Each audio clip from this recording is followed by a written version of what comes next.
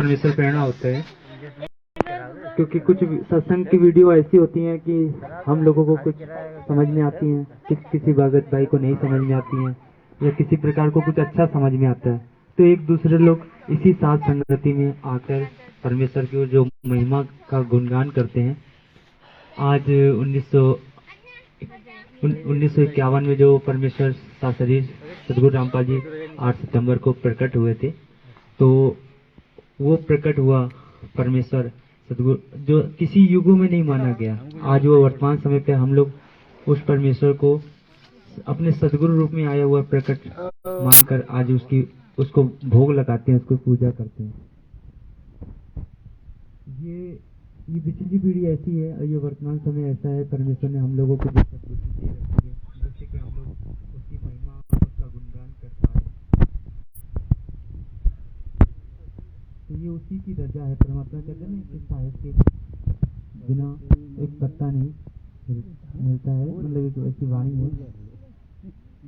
तो कहने का मतलब ये है कि कुछ भगत भाई जो अभी सो रहे हैं, तो वो भी साथ संगति में शामिल हो, अगर परमात्मा प्रेरणा करे। भाई इतनी दूर से हजारों किलोमीटर से भगत भाई लोग आते हैं, तो इसी महिमा का गुणगान करने के लिए आते हैं। हालांकि कुछ ऐसा भी होता है ना कि हर बातें किसी की नहीं अच्छी लगती हैं, और बहुत सी ऐसी बातें हैं जो हम लोग एक दूसरे की बातें सुनी रखी हैं, लेकिन परमात्मा ने बोल रखा है ना, घर में वही रोटी होती है, वही दाल होती है, वही बच्चे होते हैं, वही घर होता है, लेकिन फिर भी उसमें रुचि बनी होती है। ऐसे ही परमेश्वर के सत्संग है। परमात्मा ने कहा चाहे वो गुरुजी के मुख से सुनो और चाहे कोई भगत उस चीज को सुनाए, गुरुजी के सत्संग को, आपकी रुचि वैसी होनी चाहिए। उसमें कभी किसी प्रकार का मतलब मन में दोष नहीं आना चाहिए। तो भाई अगर किसी के अंदर और प्रेरणा हो तो एक दूसरे भगत भाइयों को अपने चर्चा करे आके, और कोशिश ये करें कि सब कोई थोड़ा पास में आ जाए एक दूसरे के, तो परमेश्वर का आज गुणगान करेंगे।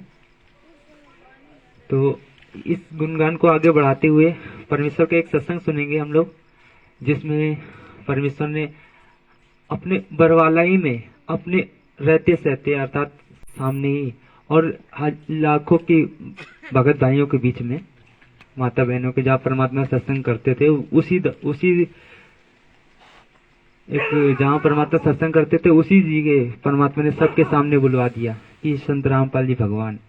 लेकिन फिर भी अभी भी हम लोग उसको बौद्ध दिवस मानते हैं, उसको कहते तो भगवान है। मतलब जो अभी तक मैनेजमेंट के पीछे लगी भाई संगत है, वो देखा देखी में चलती भाई अपने गुरु को मानुष मान के उसका बौद्ध दिवस मना रही है। आज वो वर्तमान समय में परमात्मा अपने ही ससेवक भगत भाइयों को सद्बुद्धि देकर वो शास्त्री आया हुआ प्रकट मानकर आज जो परमेश्वर को भोग लगाते हैं, तो उसकी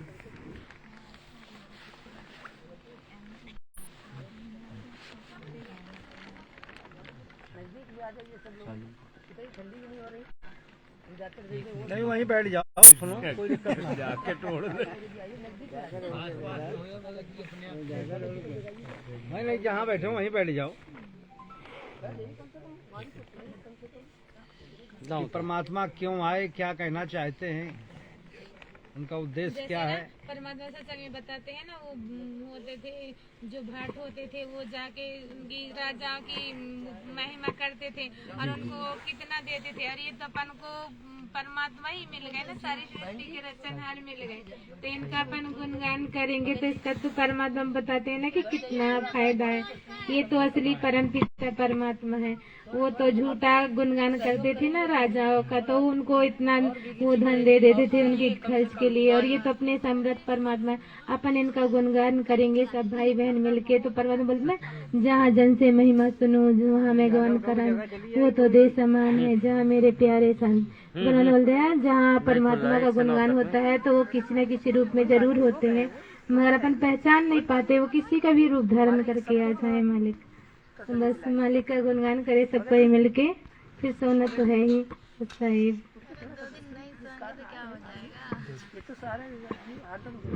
बंदी छोड़ सदगुरु रामपाल जी भगवान की जय हो, भगवान की जय हो। हमारे पूज्य गुरु जी ने बताया कि 84 लाख योनि में तो सोते ही रहे हो, अब भी सो रहे हो।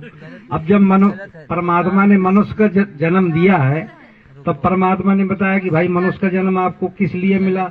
अब परमात्मा ने कहा कि भाई गुरु गुरु तो सब है, मगर आज तुम पूर्ण परमात्मा यानी कि अर्थात भगवान की ही शरण में हो।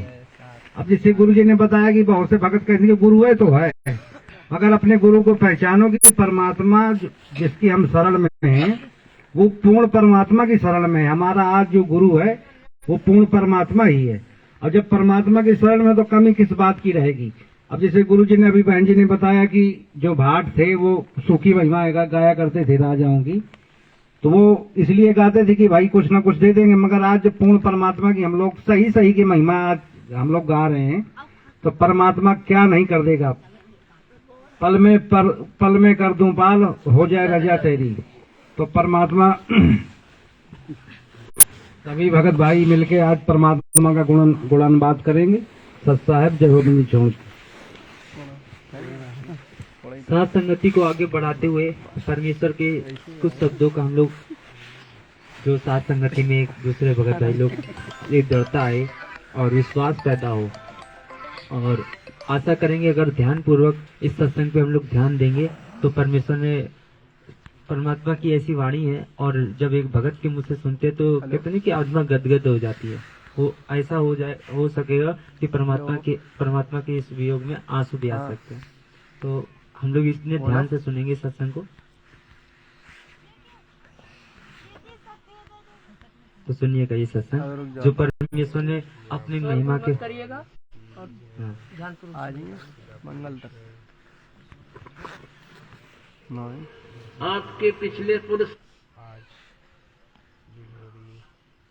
भोलादास और पेवा के पास हरिगढ़ भोरक गांव है, उनसे एक प्रार्थना है, कृपा वो एक बार आगे आ जाएं। भोलादास और उनका पुत्र भजन सिंह यहाँ आगे आ जाएं। भजन दास। अपने आत्माओं क्या बताते हैं? धन जननी धन भूमि धन नगरी धन देश, धन करणी धन कुल धन, जहां साधु परवेश। क्या बताते हैं? धन जननी धन भूमि धन, और धन्य नगरी धन देश, धन करणी धन कुल धन, जहां साधु परवेश। क्या बताते हैं? आदरणीय गरीबदास साहिब जी कहते हैं कि जहां पर परम संत प्रकट होते हैं, जहां परम संत आते हैं, धन है उनकी जननी को जो उसकी शरण में आते हैं, और धन्य है वह भूमि वो क्षेत्र, और धन नगरी धन देश, यानी पूरा भारतवर्ष धन्य है, और धन करणी धन कुल धन्य, जहां साधु परवेश। धन करणी माने आपके पुण्य, आपके पिछले पूर्व संस्कार धन्य है, जिसके कारण परमात्मा ने यहाँ आना पड़ा आपके लिए, या इस दास को भेजना पड़ा, एक दास को संत बना के, तत्वदर्शी संत बनाकर, और अपना रिप्रेजेंटेटिव उत्तराधारी अधिकारी बनाकर, और कुछ थोड़ी सी आप जैसी काम चलाओ शक्ति दे दी आपका काम चलाने में उस परम पिता कबीर जी ने। कहते हैं धन है आपकी जननी, धन है वो भूमि, धन है वो देश, और धन आपकी किस्मत करनी, पिछले संस्कार, पिछली कमाई, और कुल धन आपका कुल भी धन है, जो आपके आने वाले संस्कार। जैसे ही आप परमात्मा के चरणों में लगे, आपके घर पे वो पुण्यकर्मी प्राणी उत्पन्न होंगे, परमात्मा के जो कोटे में अभी सटोक में रख रखे हैं। यहाँ इस एक ब्रह्मांड में परमेश्वर कबीर जी का एक ऐसा स्थान है जहां पर जो पुण्यात्मा पार नहीं हो सकी और उनको सतनाम तक प्राप्त हो चुका था, या प्रथम मंत्र ही उनका प्राप्त था, वो ऊपर के लोकों में अपना जीवन बर्बाद नहीं करना चाहते थे, हृदय से रोए थे, तो उनको वहां से छुटवा के अपने इसी राजदूत भवन में रखा हुआ है। तो उन प्यारी आत्माओं की जिनकी भक्ति आज लास्ट स्टेज पर है, वहां रखे हैं। अब उनको आपके घर में जन्म देगा बेटा और बेटी के रूप में, और उनका फिर जो संतान होगी वो और भी अच्छी किस्मत की होंगी, क्योंकि जो संतान आपका होगी उसको तो कोई डाउट ही नहीं होगा कि कबीर परमात्मा के तरीके को धरती पर भगवान भी था या से। तो उनकी भक्ति तो आप सुचारू शुरू होगी और उनके बहुत अच्छी किस्मत होगी, उन पर कोई आपत्ति नहीं होगी, पूरे बहुत सदा सुखी रहेंगे और भक्ति करेंगे डट के। तो आपका कुल 101 पीढ़ी पार होगी। परमात्मा ने कहा है कि आपकी 101 पीढ़ी को पार करूंगा जो ईद मार्ग पर लगे। सदगुरुदेव की जय हो। सही वक्त भाई थोड़ा सत्संग पे ध्यान देते हुए और प्रत्येक सत्संग की गहराई में जाएं, क्योंकि परमेश्वर आज बताते गए। परमात्मा ने ये जो भी 3 मिनट का सत्संग चला है, परमात्मा ने इसमें बताया धन नगरी धन भूमि धन, धन नगरी धन देश और धन करनी धन कुल धन, जहाँ साधु प्रवेश। अर्थात परमात्मा ने कहा कि उसकी करनी धन है, अर्थात वो भगत आत्मा जिसकी करनी से जिसके पिछले संस्कारों से आज यहाँ पे शुभ समागम हुआ, जहाँ पे परमेश्वर के वो हंस आत्माएं आई जो उस मालिक का गुणगान करने के लिए, और यहाँ पे परमेश्वर ने बताया कि उसके कितने अच्छे संस्कार हैं जो उसकी करनी से फिर वहाँ पे परमेश्वर प्रकट होता है। परमात्मा आज हम लोग सभी भगत भाई लोग जानते हैं कि परमात्मा हमारा इस 5 तत्व में नहीं है, अर्थात वो शब्द स्वरूपी राम है, वो अविनाशी परमात्मा है। वो इस 5 तत्व के शरीर में नहीं होता है। हाँ, गुरु जी ने बताया कि जहाँ साधु प्रकट होता है। हाँ, संकेत दे रहे हैं। तो वही चीज पे हम लोग आते हैं कि इसमें परमेश्वर ने कहा ना कि जहाँ साधु, जहाँ जन की महिमा सुनूं तहाँ मैं गवन करंत, जहाँ मैं जन की महिमा सुनूं तहाँ मैं गवन करंत, वे तो नगर अमान है जहाँ मेरे साधु संत। अर्थात जहाँ परमेश्वर ने बताया वेद पुराणों का हवाला देते हुए परमेश्वर ने कहा कि भाई जहाँ धर्मदास जी भी उसका प्रमाण बताया कि जहाँ पे धार्मिक अनुष्ठान होते हैं, जहाँ पे उसकी महिमा होती है, तो बिजली की तेज गति से उस जगह पे प्रकट होता है वो शब्द स्वरूप राम। वो प्रत्यक्ष अप्रत्यक्ष रूप में वो इसमें विद्वान होते हैं, हम लोगों को दिखते नहीं है, लेकिन वो परमात्मा हम लोगों की विशेष महर, उसकी लहर यहाँ पे परमात्मा की यहाँ विद्यमान होती है।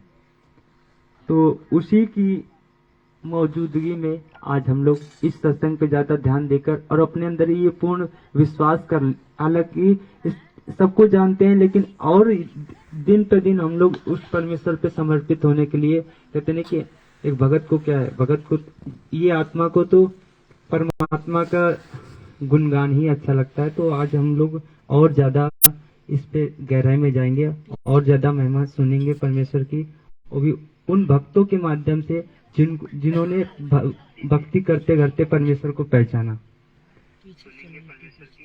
तो आगे साथ संगति आगे बढ़ाते हुए परमेश्वर का गुणगान करते हुए सब कोई भगत भाई ध्यान से पूर्वक इस पे सुने। सत्साई।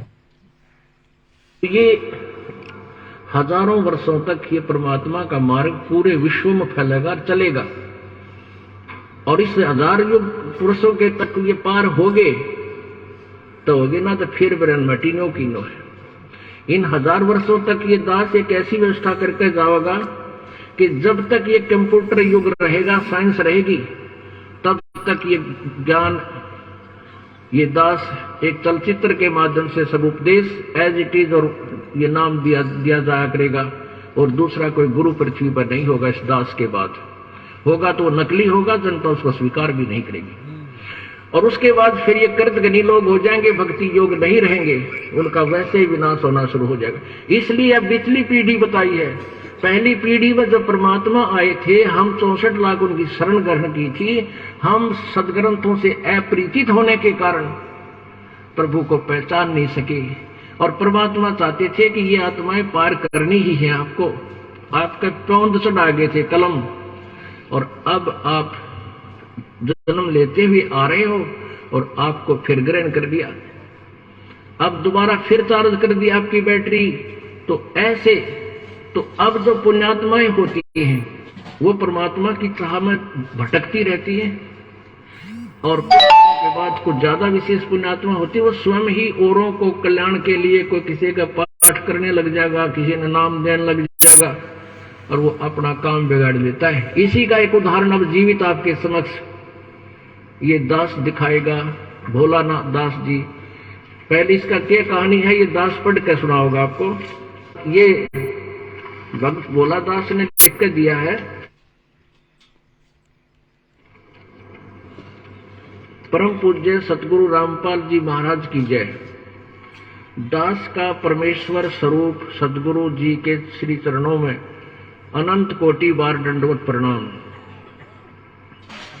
अब ये क्या, अब यहाँ पे हम लोग प्रत्येक शब्दों पे परमात्मा के ध्यान देंगे और तब स्वयं आज अब जो परमात्मा ने वरवाला में जब थे तो ये, हालांकि अभी वर्तमान समय पे जब परमात्मा ने अपने बच्चों के माध्यम से ये गुणगान कराना चालू किया था साथ संगति के माध्यम से, तो कुछ ऐसी हंस आत्माएं थी जो विद्रोह में आ गई थी कि भाई ये तो रामपाल जी को ये स्वयं भगवान सिद्ध करने में लगा है, और जबकि वो अपने सत्संगों में बोलते हैं कि भाई वो तो एक हम आपके तरीके एक आम मनुष्य हैं और भगवान तो कबीर साहब है, और हमको तो खाली एक गुरु उसके रूप में भगवान के रूप में मानना पड़ेगा। लेकिन ये लोग गुरु जी के सत्संगों पे ज्यादा ध्यान नहीं देते हैं। तो आज ये साथ संगति में उस महिमा, उस परमेश्वर की महिमा का गुणगान करते रहे, और उसके ही द्वारा बताए गए प्रत्येक वचनों पे अगर परमात्मा ये अगर कितने को कोई जीव अपनी गलती नहीं करेगा तो उस समय पे उसके सामने, उस परमेश्वर के सामने एक भगत उसकी महिमा गा रहा है। जैसे कि पहले तो हम लोग इस सत्संग को सुनेंगे, फिर आगे हम लोग इसकी मर्म में जाएंगे, ठीक है। सदगुरु रामपाल जी भगवान की जय हो। भोला दास ने लिख कर दिया है,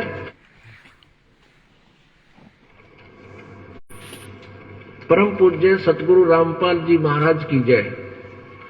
दास का परमेश्वर स्वरूप सतगुरु जी के श्री चरणों में अनंत कोटि बार दंडवत प्रणाम।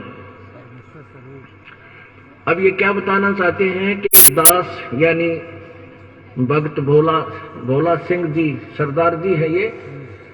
अब इनको समझ में आ गया कि हम सिख हैं। सिख माने परमात्मा की चाहने वाली प्यारी आत्मा, जो शिष्य को सिख बोलते हैं। तो इन्होंने लिखा कि मैं अब दास हो गया, हम अब दास हो गए और दास होकर ही पार होंगे। जितने भी हमारे 10 गुरु हुए हैं, गुरु गोविंद सिंह जी ने सिंह इसलिए चालू किया था कि उस समय परिस्थिति बहुत बदल गई थी। उससे पहले सभी दास राय ये ऐसे ही हमारे गुरु जी लगाया करते थे। तो क्या कहते हैं कि ये दास यानी भोला दास पहले सिख धर्म में जन्म होने के नाते सफेदो पेश सदोपदेश प्राप्ति से पूर्व यानी यहां से नाम लेने से पहले 40 वर्ष तक स्वयं पाठी थे, गुरुद्वारों में जाते थे और औरों को नाम दिया करते थे, शिष्य बनाते थे। फिर इनके पुत्र भजन दास जी ने, एक लेक्चरर हैं, ये ज्ञान सुना अपना। जब ये दास इस क्रोथा कांड, इस झूठे केस में फंसाकर मुझे जेल डाल दिया गया था, उस दौरान इन्होंने सीडी वगैरह किसी हमारे भक्तों से सुनी पढ़ी, तो इस भजन दास को ये विश्वास हो गया कि भगवान तो यहाँ आए। तो उसके बाद इन्होंने पूरे ज्ञान को समझा, स्वयं उपदेश लिया, फिर अपने पिताजी को समझाने की चेष्टा की। इनके पिताजी भोला दास जी ने कहा कि बेटा तू क्या बोल रहा है, मैंने 40 वर्ष हो गए औरों को उपदेश देता हूं, मैं शिष्य बनूंगा, हम नहीं किसी से नाम लेंगे। फिर भी बहुत समझाने पर इस प्यारी आत्मा ने सारे प्रमाण देखे। भाई मैं प्रमाण देखूंगा तब मानूंगा। तो इस भोला दास जी ने बहुत प्यारी आत्मा, बहुत ही साधु स्वभाव का व्यक्ति है। इसने ये प्रमाण देकर के उपदेश ले लिया इस दास से। अब लगभग इसने 1.5 वर्ष हो चुका है उपदेश लिए ने। 23 फरवरी 2010 को ये सत्संग में आए हुए थे और यही इसके एक पैर में यानी बाईं साइड में दोनों बाजुओं में और दोनों टांगों में अधरंग से पीड़ित। अब क्या पढ़कर सुनाता है दास कि सदुपदेश प्राप्ति से पूर्व 40 वर्ष तक सिख धर्म का प्रचारक रहा है। सतनाम वाहेगुरु नाम जाप करते थे, यानी ये नाम जाप करते थे, सतनाम श्री वाहेगुरु, सतनाम श्री वाहेगुरु। अब गरीबदास जी ने कहा है कि झांकी वे कबीर की नानक की वह सिक्का के गल पड़ी कौन छुटावे था। नानक साहब जी ने कबीर परमेश्वर की झांकी यानी वहां का नजारा देखा सतलोक का। उसके बाद बनारस में आकर के जो काशी में परमात्मा एक जुलाहे का काम कर रहे थे धानक का, और वही स्वरूप जो ऊपर देखा था सतलोक में और वो सामने बैठा है। ये श्री गुरु ग्रंथ साहिब के पन्ना पृष्ठ नंबर 24 पर लिखा है कि फाई सूरत मुल्क की वेश ए ठगवाड़ा ठगी देश, खड़ा सियाणा बहुते भार ये धानक रूप रहा करता। आख्या में पानी भर लिया। अरे लोगों देखो यो धानक रूप रहा करता, ये धानक ये दुल्हा बैठा ये भगवान है। और फिर जब नाम प्राप्त हुआ ना ये है सतनाम, तब कहा था वाहे गुरु और मोक्ष होगा सतनाम से। पहले नानक साहब जी हिंदू धर्म में जन्म होने के नाते श्री कृष्ण जी के कट्टर पुजारी थे, गीता जी का पाठ करते थे। तब उन्हें पता चला रहा ये तो मंत्र और है मुक्ति का, ये 2 मंत्र का जाप है सतनाम, एक ओम और एक तत् सांकेतिक है। ये दास बताएगा जो सतनाम बनेगा। तब नानक जी ने को कह दिया था कबीर साहब ने कि उपदेश ले प्यारी आत्मा, लेकिन आगे किसी को ये मंत्र नहीं देना, नहीं तो पिछली पीढ़ी में या गड़बड़ हो जाएगी, ये नकली संत भी ये नाम देते पाओगे। तो नानक जी ने आगे ये नाम किसी को नहीं दिया, बैन लगा दिया था कि इस नाम को कोई नहीं पढ़ेगा। तो उसमें वो कहा था वाहे गुरु वाहे गुरु वाह गुरु वाह गुरु, और जैसे उमंग के साथ अपने महिमा गाते हैं। अब गुरु जी के नाम से मुख से वाहे गुरु सुनकर सारा सिख पंथ वाहे गुरु नाम देने लग गया और वो जपने लग गए। अब परमात्मा कहते हैं झांकी वे कबीर जी की समर्थता को देखकर सतलोक में और बनारस में जब नानक जी ने वाह कहा तो वाह वाह, अन्यों को वो तो कहते किसी और दृष्टिकोण से वाह, अन्य सिखों ने मंत्र बना लिया, ये इनके गल पड़ गई वाह, ये मानते नहीं दूसरे मंत्र ने।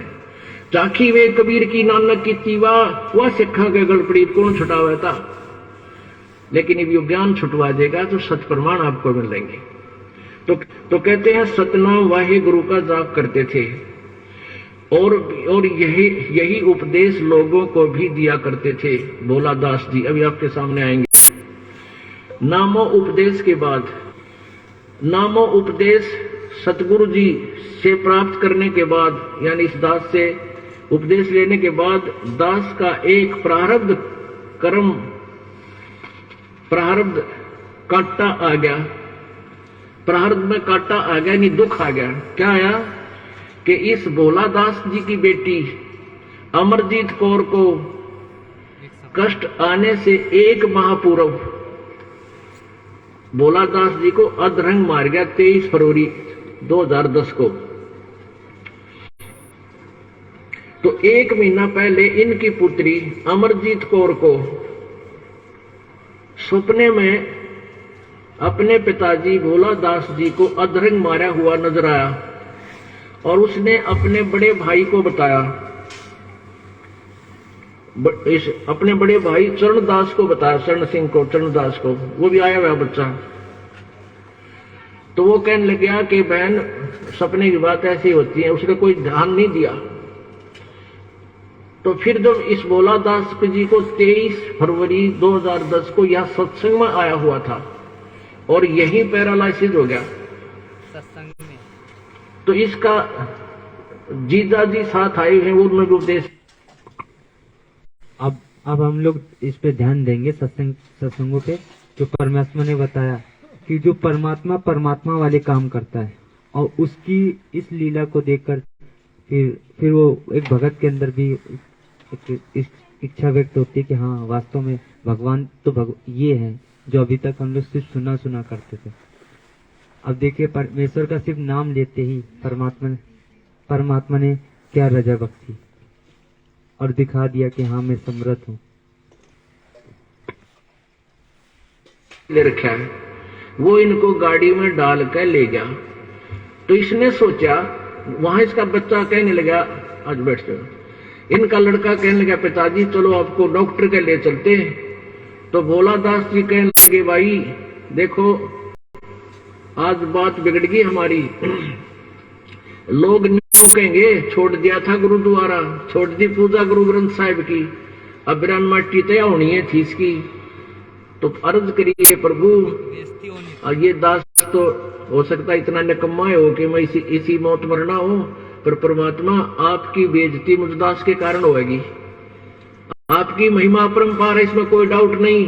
हो सकता है मैं कोई नियम ठीक ना निभा पाया हो या मुझसे कोई त्रुटि होगी हो, लेकिन आपकी महिमा पे मैं बाधक बन गया, दाग बनेगा। कहते उसी रात न ठीक हो गया, उसी रात को स्वस्थ हो गया। बोलो सतगुरुदेव की जय। छोड़ सतगुरु रामपाल जी भगवान की जय।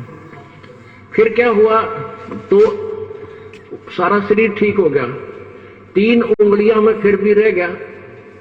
फिर प्रार्थना की इन्होंने, वहां से फोन के माध्यम से इस दास से संपर्क करा किसी भगत के द्वारा। तो दास ने कहा कि उसको कहो भजन करता रहे, मंत्र का जाप रखे, कोई दिक्कत नहीं। तीसरे कहते 3 दिन में फिर वो अंगुली भी सीधी होगी। ये सामने खड़े भगत जी। बोलो सतगुरुदेव। अब आप बताओ अपने हिसाब से। आदरणीय परम परमेश्वर बंदीश्वर दीक्षा महाराज बंदी। अब एक शिष्य की देखना कि अपने गुरु के प्रति क्या भाव थे, और आज हम लोगों के कितने भाव हैं, और हम लोग कहाँ वो स्थिति पे खड़े हैं कि नहीं है। तो अभी इस सत्संग से हम लोग अपना निवेदन खुद ही कर लें, कितने अभी हम लोग भगत बने। देखो वो परमेश्वर के पर इतने समर्पित होके जब हम लोग लगेंगे तो परमात्मा वाले काम करता है। सिर्फ एक बार नाम लेते ही उसने ये कहा था, मालिक अब आपकी बेइज्जती होगी अगर इस दास के कारण। परमात्मा अब आप ही ठीक करोगे। तो परमेश्वर पे पूरा आश्रित होकर जब उसका एक बार नाम लोगे तो परमात्मा वाले काम करता है। तो अब एक भगत के द्वारा उस आप देखिएगा, हम लोग सुनेंगे इसमें महिमा कि उसने किस प्रकार से अपने गुरु जी की महिमा बताई। बोलो सतगुरुदेव। अब आप बताओ अपने हिसाब से। आदरणीय परम परमेश्वर बंदीश्वर दीक्षा महाराज बंदीश्वर गुरु रामपाल महाराज, जन्म से दास ने उपदेश दिया। तो पहले मेरे बच्चे में धनदास ने उपदेश दिया था, तो मैं किंतु करने लगा, व्यवहार करने लगा। किंतु के लोग व्यापारों से गया उपदेश दिया, अब तो गुरु धारण कर लिया है। हाँ, बदल कोई ठिकाना नहीं, बदल कोई जय हो। तो मैंने इसके बारंबार कहने से एक दिन मैंने वो बुक गीता ज्ञान देखा, भक्ति सुधाकर देखा। तो देखने के बावजूद इसमें अपनी माता को कहा, पिताजी मेरे गुरु की निंदा करते हैं और ये बुक को क्यों पढ़ते हैं। तो वो कहने लगी इसको मत रोकना, गुरु जी ने कहा है, वो पुण्य आत्मा है, अपने आप आएगी। तो मैंने वो बुक को पढ़ना शुरू कर दिया। जब मैं सारी बुक पढ़ी तो मेरे को श्रेष्ठ ज्ञान अंदर से आवाज आई, भोला सिंह यही पूर्ण परमेश्वर है। गुरु नानक देव जी ने कहा है, यही पूर्ण परमेश्वर, गुरु परमेश्वर पूजी है, मन तन लाए प्यार। तो पार ब्रह्म परमेश्वर वही है जिसके अंतम से नाम है। पार ब्रह्म परमेश्वर को जो कहे तो मुक्ता, वही मुक्ति का पात्र बना सकता है जीवात्मा को। जो पार ब्रह्म परमेश्वर होता है वो संत भी होता है, और वो ही साहब भी होता है, और सतगुरु भी होता है, तो संत भी होता है। आरती में भी लिखा है कि साहब से सतगुरु पे, सतगुरु से पे संत। ये तीनों गुण है, उनके एक ही गुण होते हैं, वही परमेश्वर होते हैं। तो सतगुरु नाम धन दे, नाम का धन भी कोई सतगुरु दे सकता है। सो सतगुरु जिस हृदय हर, इसके हृदय में नाम है, वो परमेश्वर है। दास ने परमेश्वर समझा। जब ये दास को अधरंग है, ये भयंकर रोग आया, तो मैंने बारंबार दंडवत करी। तो मेरा जीजा साथ से, तो उस पर मैं बोला चलो गांव में चलें, तो वहां जाकर ट्रीटमेंट कराएंगे। तो मैंने तो कैंसल एक डॉक्टर से दिखलाया। वो कहने लगा मैं तो हाथ मिला था, आप अच्छे डॉक्टर पर, तगड़े अस्पताल पर जाओ, मैं नहीं इसका कोई टीका नहीं लगा सकता।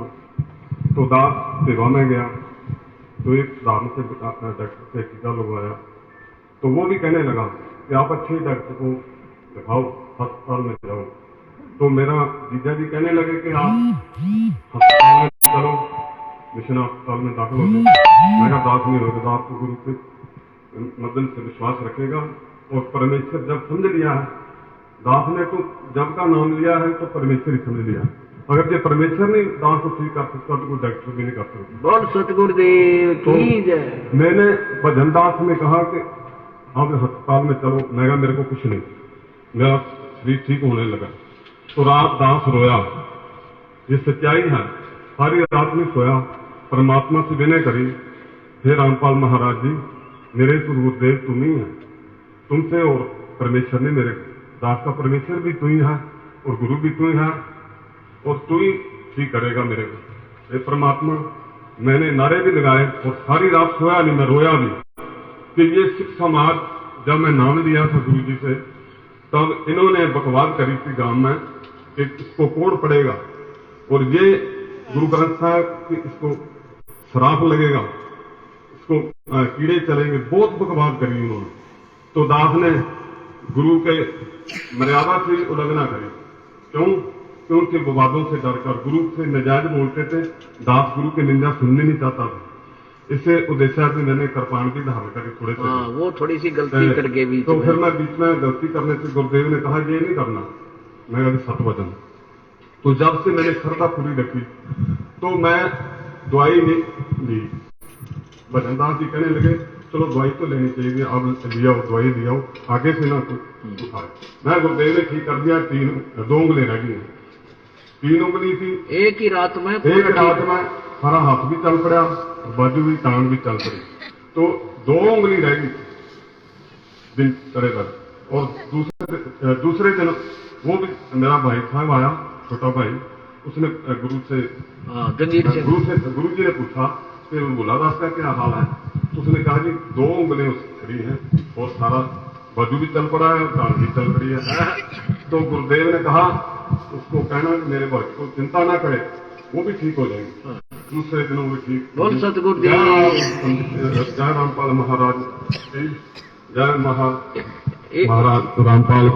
ये मैंने नारा सारी रात ही लगाया, सारी रात नहीं दास हुआ। आपकी बेटी को कैसे? तो मेरी बेटी को 1 महीना पहले फोन आया कि मेरे पिताजी को अधरंग हो गया और मेरा बड़ा बेटा उसको कंधे से लगाकर जा रहा है। तो उसने उससे पूछा, वो कहने लगा पिताजी को कुछ भी नहीं है, वो तो ठीक ठाक है। तो वो कहने की सुपना है, चलो सुपने की बात तो ऐसी होती है। तो जब उसका महीना तो पहले सपना आया, वो सपना भी उसका सच्चा हो गया। तो ऐसे मैं दास को कहता हूं कि ये पूर्ण परमात्मा कबीर साहब जी आप ही स्वयं इस सृष्टि पर आए हैं और ये नाम दे रहे हैं। यही ये ज्ञान परमात्मा कबीर साहब जी सृष्टि के मालिक, यही ये ज्ञान सुना सकते हैं। और सतलोक भी यही दिखलाने वाले परमेश्वर थे, जिन्होंने सारे अपने संतों महात्माओं को, जिन्हों को अभी सत्संग को ध्यान पूर्वक जो भगत भाई सुन रहे होंगे तो देखो कैसी आत्मा गदगद हो रही होगी। परमेश्वर अपने कितने गधे से ही बुलवा देता, तो परमात्मा ने अपनी महिमा एक बच्चे के माध्यम से वही संगत में जो आज उनको मानुष मान रही है, उसी संगत के बीच में परमेश्वर ने बुलवा दिया कि मैं कौन हूँ और मैं कहाँ रहता हूँ। अर्थात सतलोक में परमेश्वर ने बताया कि सचखंड में यही वो परमात्मा है जो वहाँ रहता है, और वही आप आते हो हमको नाम उपदेश देने, और आप वो समर्थ हो जो जिसने वो अनहोनी करके उसको ठीक कर दिया, वो भी एक ही दिन में सिर्फ नाम लेते। को कैसे तो मेरी बेटी को एक महीना पहले सुनाया कि मेरे पिताजी को अधरंग हो गया और मेरा बड़ा बेटा उसको कंधे से लगाकर जा रहा है। तो उसने उससे पूछा, वो कहने मेरा पिताजी को कुछ भी नहीं है, वो तो ठीक ठाक है। तो वो कहने की सपना है, चलो सपने की बात तो ऐसी होती है। तो जब उसका महीना पहले सपना आया, वो सपना भी उसका सच्चा हो गया। तो ऐसे मैं दास को कहता हूं कि ये पूर्ण परमात्मा कबीर साहब जी आप ही स्वयं इस सृष्टि पर आए हैं और ये नाम दे रहे हैं। यही ये ज्ञान परमात्मा कबीर साहब जी सृष्टि के मालिक, यही ये ज्ञान सुना सकते हैं। और सतलोक भी यही दिखलाने वाले परमेश्वर थे, जिन्होंने सारे अपने संतों महात्माओं को, जिन्होंने आदरणीय गरीबदास, आदरणीय धर्मदास, आदरणीय शीतलदास जी, आदरणीय गरीबदास जी, नानकदास जी, तो जिन्हों को परमेश्वर ने अपना सतलोक दिखलाकर उनको नुमाइंदा बनाया, गवाह बनाया। अभी इन्हीं के मदद से सतगुरु रामपाल महाराज के मदद से मेरे को यही निश्चित हो रहा है कि कबीर साहब जी ही आप इनके मदद से सारा उपदेश कर रहे हैं और सारी सृष्टि का ज्ञान सुना रहे हैं। और दुख को दूर करने वाला हो सृष्टि पर कोई संत नहीं कि ऐसे भयंकर दुख को, ऐसे हदरंग के दुख को जो वचन से नष्ट कर देवे, तो ऐसा कोई भी संत पृथ्वी पर नहीं। मेरे दास की बेनती है, आदरणीय पुण्यात्मा, आप निश्चित होकर पूरी श्रद्धा से गुरुदेव को परमेश्वर मानना है।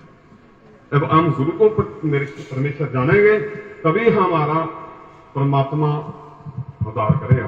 गुरु परमेश्वर जानिए तो तभी हम गुरु हमारा पारा करेंगे। गुरु परमेश्वर तुझे मन तन लाए प्यार। अभी आगे भी इसी सत्संग में परमेश्वर ने वो अनहोनी कर दी जो कहते हैं कि कोई नहीं कर सकता। तो परमात्मा ने एक भगत के माध्यम से तो ये पूरे भगत वहाँ पे सत्संग में तो बता ही दिया था परमात्मा ने। और अभी भी उन लोगों की जो बुद्धि नहीं खुली है और जिन्होंने कहा ये सोच रखा है कि अभी भी गुरु को तो मतलब गुरु को भगवान स्वरूप मानना पड़ेगा। गुरु जी ने कह रखा है कि हमें मानना पड़ेगा, एजे गुरु एजे ट्रीट करना पड़ेगा। लेकिन गुरु जी ने वो तो स्वयं परमेश्वर ही आता है, स्वयं ही वो परमेश्वर आता है, वही नाम उपदेश देता है, यहाँ के अपना प्रचार स्वयं ही करता है वो। तो अभी आगे सुनेंगे कि परमेश्वर और अनहोनी, मतलब परमेश्वर ने कहा कि वो स्टार्टिंग में तो एक रोटी देकर तिमुरलंग की और उसको 7 पीढ़ी का राज दिया, वो तो एक आम। अब तो परमात्मा ने कहा कि वो आनंद कर रहा है, मतलब इतने ज्यादा आपके कार्य कर यहाँ पे कर रखा है। परमेश्वर ने बोला कि यहाँ पे तो कोई गिनती ही नहीं है।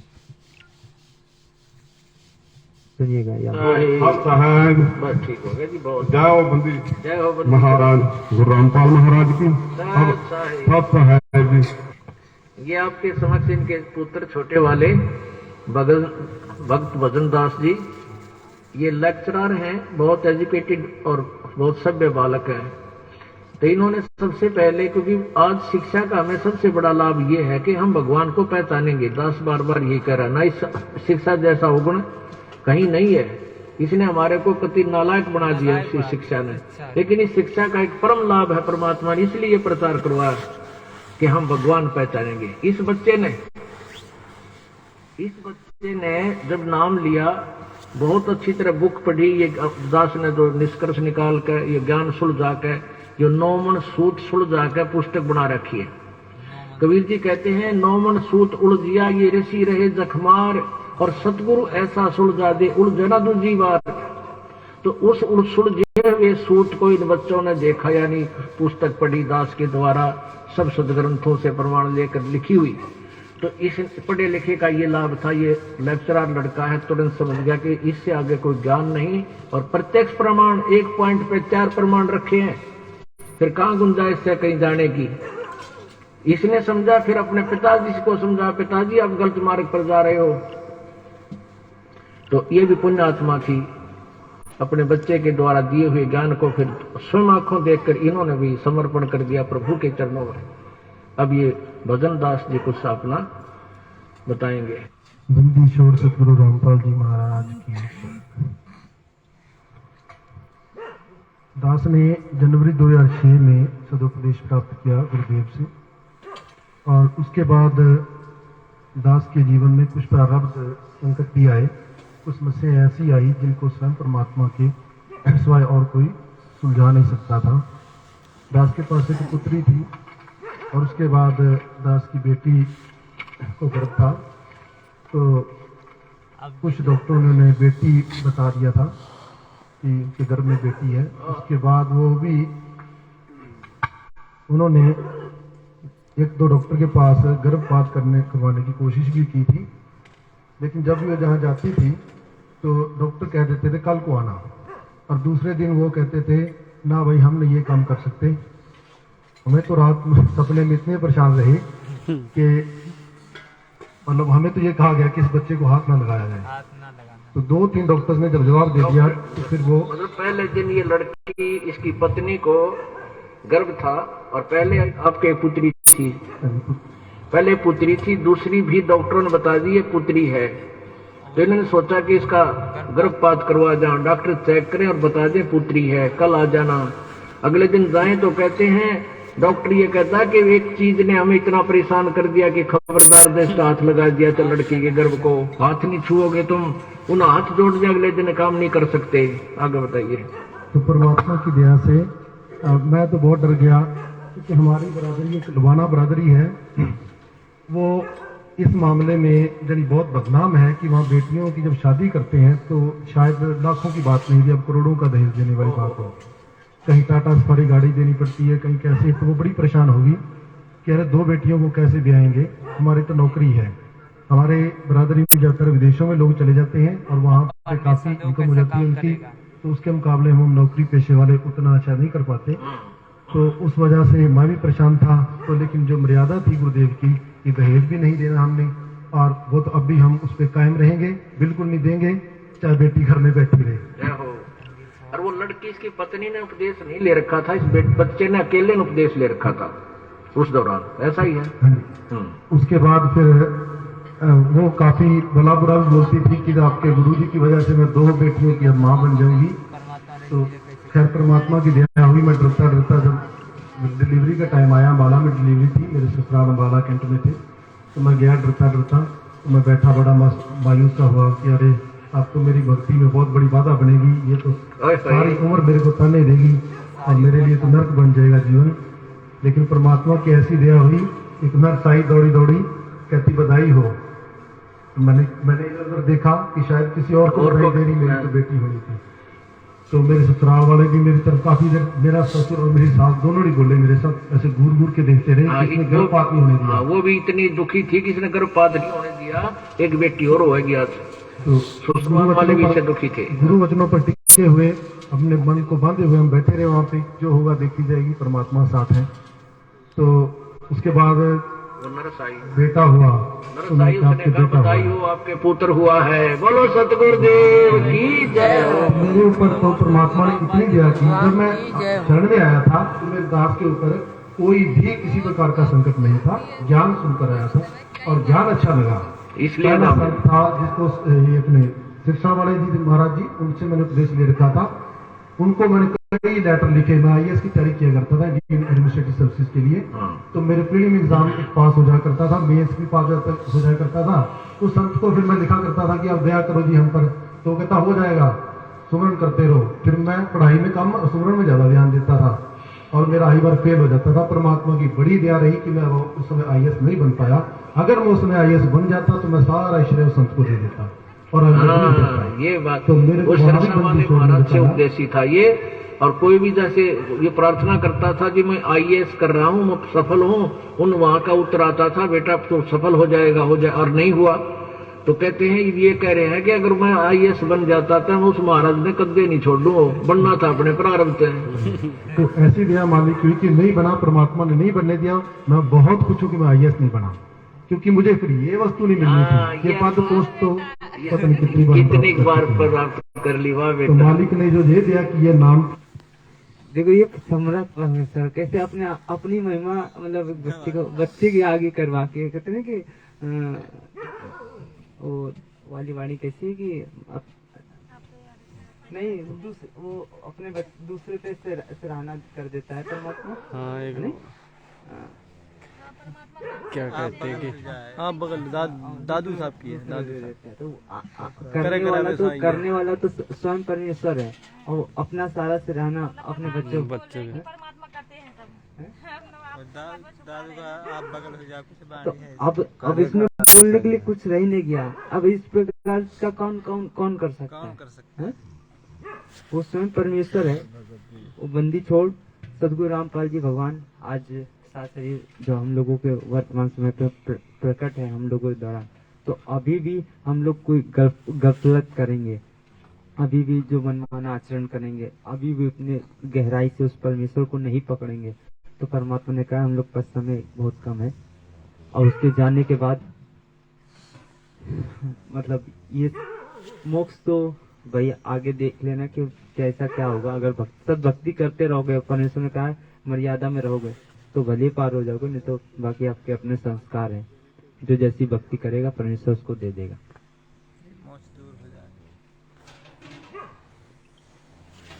और भगत भैया से प्रार्थना है कि अपने चर्चा को आगे बढ़ाते हुए एक दूसरे को कुछ अपने परमेश्वर के कुछ अच्छी एक दूसरे को बताएं। सत्सा बहन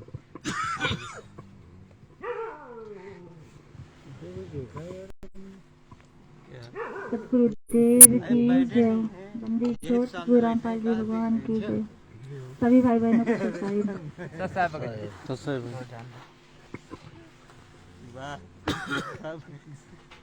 जैसे हम देखते हैं परमात्मा की दया से तो सत्संग की परमात्मा की दया से चल ही रही है, लेकिन इसमें जैसे शुरू से हम देख रहे हैं कि जो सत्संग की चल रही है उसको बहुत से आते हैं और बहुत से जाते हैं और बहुत से विरोध भी करते हैं, लेकिन कोई सत्संग का कुछ भी नहीं कर सकता। जिंदगी परमात्मा चला रहे हैं और वो तो आगे बढ़ती ही रहेगी, है ना। तो ऐसे बहुत से आते हैं विरोध करने के लिए कि सत्संग ऐसे गलत है, कहीं कुछ नहीं निकालते हैं।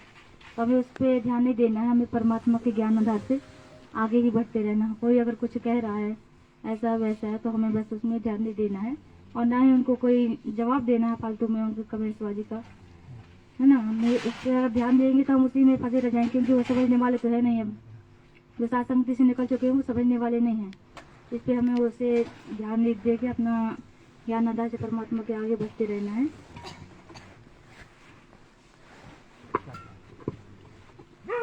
और हम बस ऐसा सत्संग करते रहे आपस में भाई बहन मिलकर और परमात्मा की चर्चा करते रहे।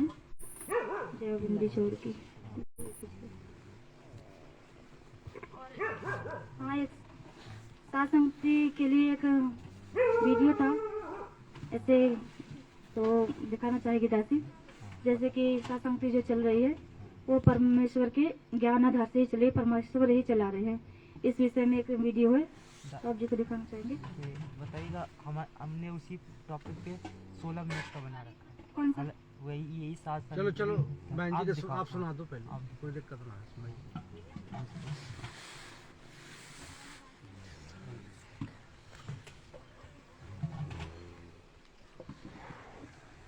कि अब गुरुजी के सत्संग सुनो भाई। कोई कहते हैं कि अब किसी की नहीं सुन पा रहे तो भाई हमारे नहीं सुन पा रहे तो परमेश्वर की सुनो, मंथन कर लो और फिर कम से कम रात भर जागो। देखिए आज परमेश्वर वाकई में सात शरीर आया हुआ है, मनुष्य देह में है, परमेश्वर है।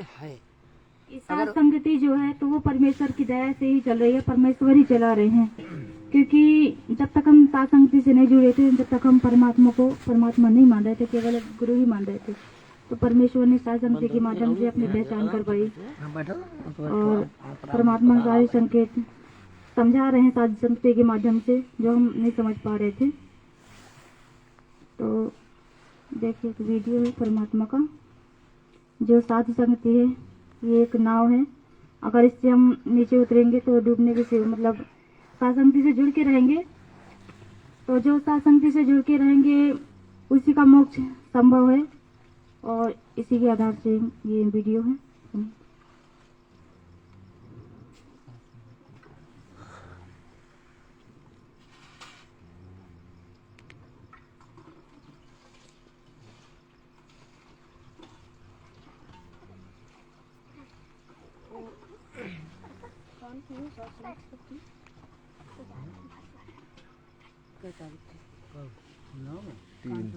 तीन को थी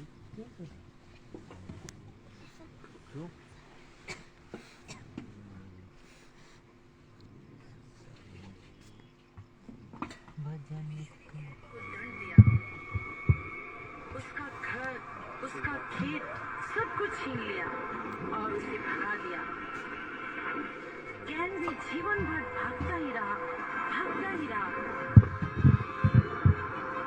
दुनिया के लोग दुष्ट होते चले गए। ये लोग तो परमेश्वर के दंड से बिल्कुल भी डरते नहीं थे। उन्हें परमेश्वर की बिल्कुल चिंता नहीं। और परमेश्वर ने हनोक के द्वारा उन्हें चेतावनी भी दी, पर उन्होंने उस चेतावनी पर बिल्कुल भी ध्यान नहीं दिया। परमेश्वर तो बहुत धीरज धरे रहे, पर उन्होंने अपने को नहीं बदला। यहाँ तक कि परमेश्वर मनुष्य को बनाकर पछताने लगा। परमेश्वर ने कहा, मैं इस पृथ्वी से सभी मनुष्यों को मिटा दूंगा। पर उन दुष्टों में एक धर्मी व्यक्ति भी था जो परमेश्वर का भय मानता था, और उसका नाम था नूह। परमेश्वर नूह और उसके परिवार को बचाना चाहता था। इस कारण परमेश्वर ने नूह को बताया, मैं अभी ले लेंगे कि मैं एक दिन इस पृथ्वी पर बारिश भेजूंगा और इस पृथ्वी को पूरा पानी में डुबा दूंगा और सब मनुष्यों को मिटा दूंगा। परमेश्वर ने नूह को बताया कि गर्मी परमेश्वर ने नूह को अच्छी तरह बताया कि जहाज किस प्रकार चलना चाहिए। उसे जहाज का पूरा नक्शा दिया कि इस विशेष स्थान में एक दरवाजा और उसमें एक खिड़की भी बनाई। उसके अंदर बहुत से छोटे छोटे कमरे बनाए जाएं। पूरे जहाज पर मजबूत छत डाली जाए। तख्तों के बीच के सब छेदों को ब्लॉक से बंद कर दिया जाए, ताकि कहीं से भी पानी जहाज के अंदर ना आ सके। नूह के साथ उसके तीनों बेटे भी जहाज बनाने में जुट गए। वे दिन और रात काम करते थे। नूह लोगों को समझाता, भाइयों, बारिश आने वाली है। परमेश्वर पूरी पृथ्वी को पानी में डुबा देंगे। कोई भी नहीं बचेगा, केवल वही बचेंगे जो इस जहाज के अंदर होंगे। पर जब लोग ये बातें सुनते तो और भी ठहाका लगाकर हंसते और कहते, अरे जहाज भी क्या कभी सूखी भूमि में तैरता है? ऐसा कभी नहीं होगा। क्या कभी इतनी बारिश हो सकती है कि पूरी पृथ्वी डूब जाए? ओह, कभी भी नहीं। ऐसा संभव है? ऐसा जरूर होगा। सब परमेश्वर से क्षमा मांगो, वह तुम्हें जरूर माफ कर देंगे और इस जहाज में आने देंगे। पर वास्तव में संसार के लोग बहुत ही दुष्ट हो गए थे। वे परमेश्वर के दंड से बिल्कुल भयभीत न थे। एक दिन वो विशाल जहाज बनकर तैयार हो गया।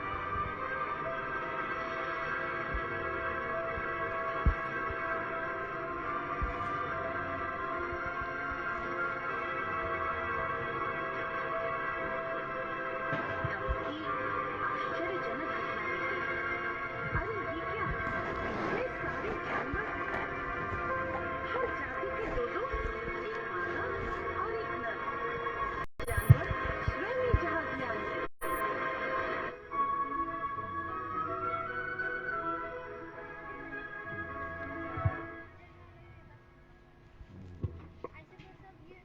जैसा कि अभी साधु संगति चल रही है तो सब कोई अभी मजाक उड़ा रहे हैं कि साधु संगति गलत है, ये सब अपनी मनमानी आचरण कर रहे हैं। ऐसे उस नाव में जब वो नाव बना रहे थे तो सभी लोग हंस रहे थे कि अरे कब पानी बरसेगा, अब ये वो नाव कैसे सूखी जमीन में तैरेगी। ऐसा सब कोई हंसी उड़ा रहे थे, जैसा कि आज साधु संगति के बारे में सब विरोध कर रहे हैं। ऐसे भी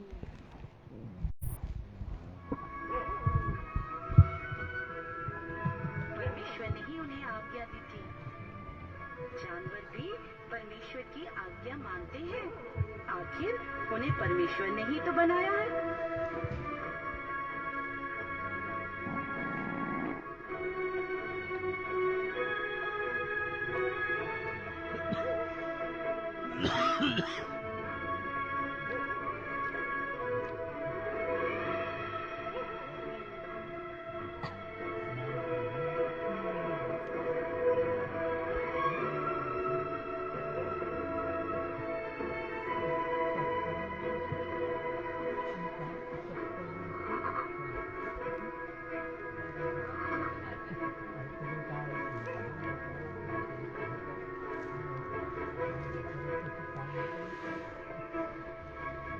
तरह तरह की चिड़ियाएं, तरह तरह के रेंगने वाले जंतु और सारे पशु जितनों को परमेश्वर ने बनाया, सभी में से दो दो जहाज में आ गए।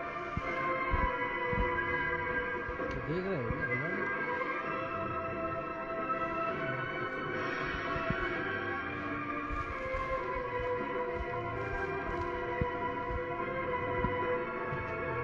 उन्होंने सबके लिए अलग अलग कमरा बनाया था और सबके लिए खाने पीने का भी प्रबंध किया था।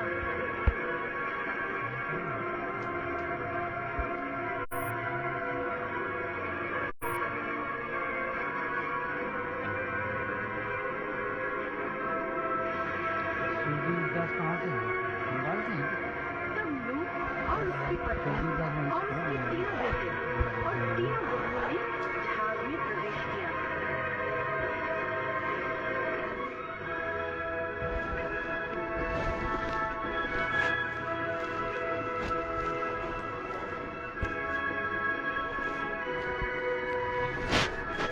तब स्वयं परमेश्वर ने दरवाजे को बंद कर दिया। अब तो कोई और चाहकर भी नहीं आ सकता था। और तब वर्षा होने लगी। सबसे पहले आकाश में काले काले बादल छा गए, यहाँ तक कि उन्होंने सूर्य को ढक दिया। रात्रि के समान घोर अंधकार हो गया, भारी बारिश होने लगी। ऐसी वर्षा इससे पहले कभी नहीं हुई थी। यह मूसलाधार वर्षा भूमि पर लगातार हो रही थी। अंधकार में जहाज खड़ा हुआ था। पानी गहरा होता गया और सहसा ही जहाज पानी के ऊपर आने लगा और तैरने लगा। नूह को भी नहीं मालूम था कि जहाज किस ओर तैर रहा है। एक नहीं, दो नहीं, पर पूरे 40 दिन और 40 रातें बारिश होती ही रही। पानी ऊपर उठता ही गया। सबसे पहले मकान डूब गए,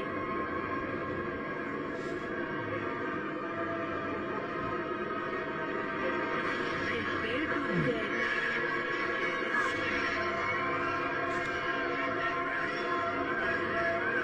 अंत में पहाड़ों की चोटियां भी पानी में छिप गई।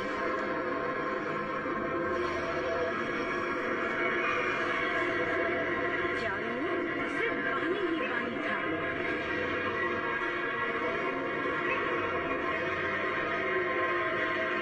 केवल यह विशाल जहाज पानी में तैर रहा था।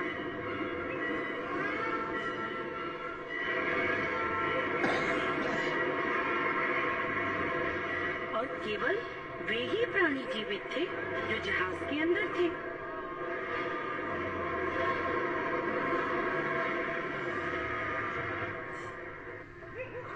तब परमेश्वर ने काली घटा को हटाकर वर्षा को रोक दिया।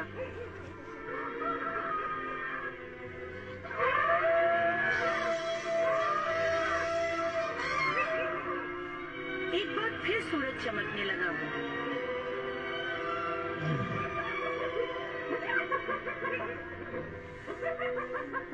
पर कहीं भी सूखी भूमि दिखाई नहीं दे रही थी।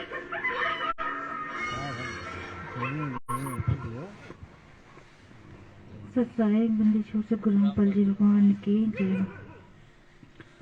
इस वीडियो के माध्यम से परमात्मा यही समझा रहे हैं, जैसे कि पवन भैया बोलते हैं ना कि सातसंगति से जुड़ जाइए, सातसंगति से जुड़ जाइए, बहुत विनाशकारी समय आ रहा है और जो सातसंगति से जुड़ा रहेगा परमात्मा उसी की रक्षा करेंगे।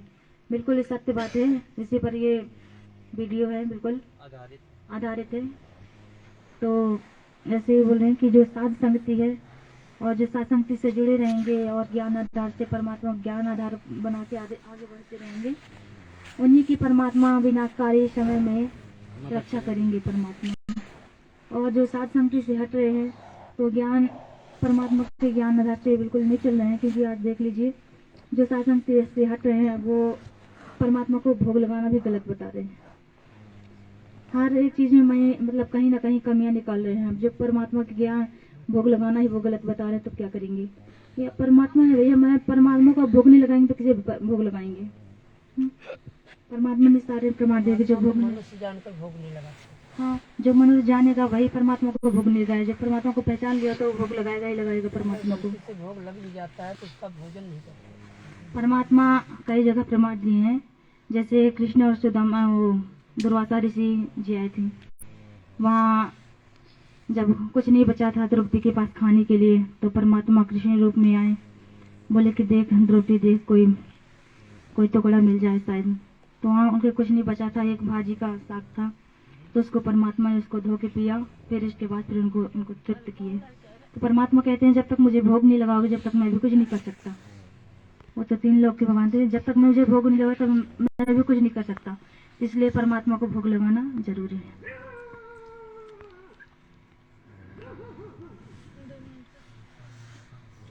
परमात्मा कहते हैं जब साध संगति से जुड़कर भी आप नहीं सुधर सकते आप फिर कहीं नहीं सुधर सकते हैं। साध संगति मतलब एक तरह से परमात्मा की संगति भी होती है और एक तरह से साध संगति मतलब भक्तों की संगति होती है। परमात्मा ने तो हमें सत्संग सुना दिया, लेकिन सभी आत्माएं के संस्कार इतने अच्छे नहीं होते, मजबूत नहीं होते हैं कि सभी परमात्मा के सत्संगों को मर्म को समझ सके। तो कोई ऐसे भगत होते हैं जो परमात्मा के सत्संग को समझते हैं, फिर उसके आधार से फिर आपस में ज्ञान चर्चा करते हैं, तो उससे हमारा ज्ञान निखरता है। जो हम नहीं समझ पा रहे हैं वो दूसरे भाई बता रहे हैं, जो वो नहीं समझ पा रहे हैं तो हम बता रहे हैं। तो ऐसे परमात्मा का ये साथ संगति है। तो परमात्मा कहते हैं साथ संगति से अगर आप नहीं सुधरे तो फिर कभी नहीं सुधर सकते हैं। उसी के बाद ये परमात्मा का सत्संग है।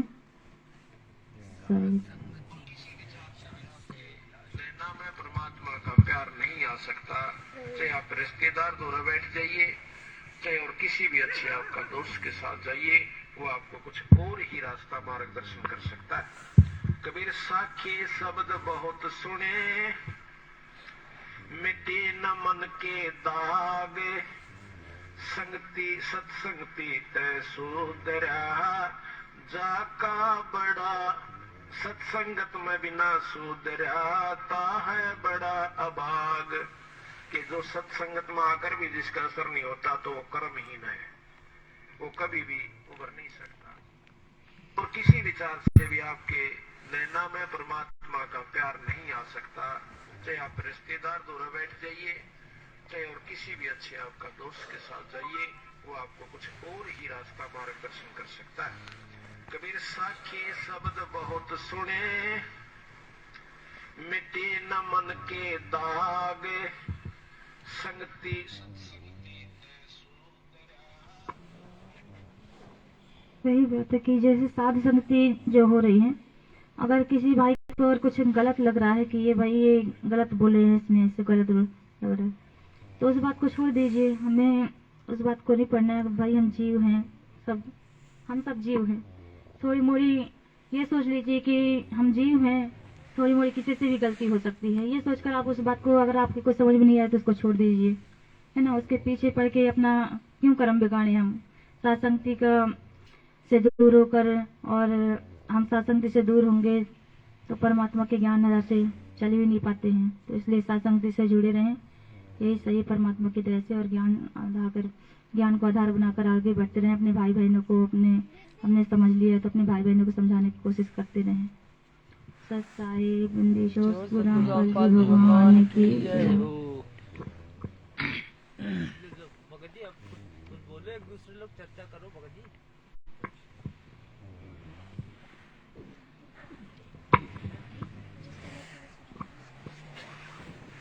खत्म कर ज्यादा खत्म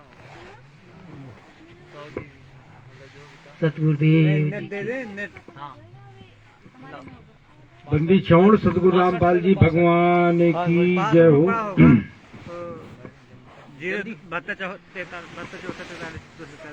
साहिब पासवर्ड देख लीजिए उसी में। बहन जी ने जो भी बात कही है कि हम साथ संगति से जुड़े ही रहे, तभी मेरा जीवन संभव हो सकता है। सत्य है, सत्य है, क्योंकि आज हमारे यहाँ कानपुर में 3 तारीख को साथ संगति थी। उसके पहले कुछ मेरे घर में ऐसी सामग्री थी जिससे कि उसके बाद 3 के बाद जब वहाँ से वापस गए तो उस सामग्री को किसी ने नहीं देखा था। दास के घर में